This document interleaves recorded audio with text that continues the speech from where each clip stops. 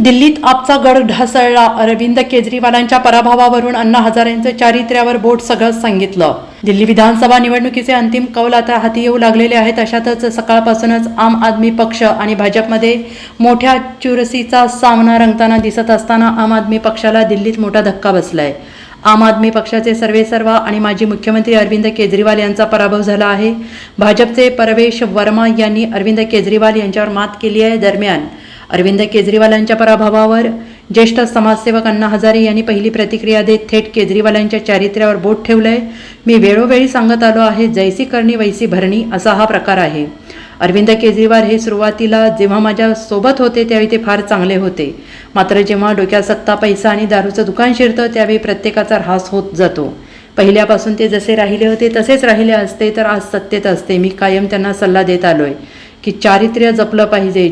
आधी ज्यावेळी ते मला भेटायचे त्यावेळेस असं वाटायचं की ते काहीतरी चांगलं करू शकतील. मात्र मधल्या काळात त्यांच्याकडे बघून हा विश्वास नाहीसा झाला. किंबहुना ते पुन्हा सत्तेत येतील की नाही हे आज सांगता येत नसल्याचं विधान ज्येष्ठ सामाजिक कार्यकर्ते अण्णा हजारे यांनी केलेलं आहे. मैं पहले से बताता हूँ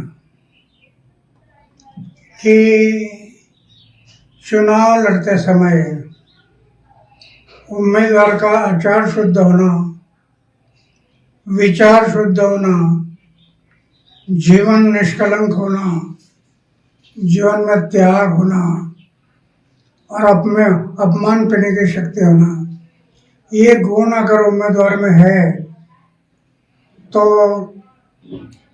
मतदारों को विश्वास आता है ये हमारे लिए कुछ करने वाला है.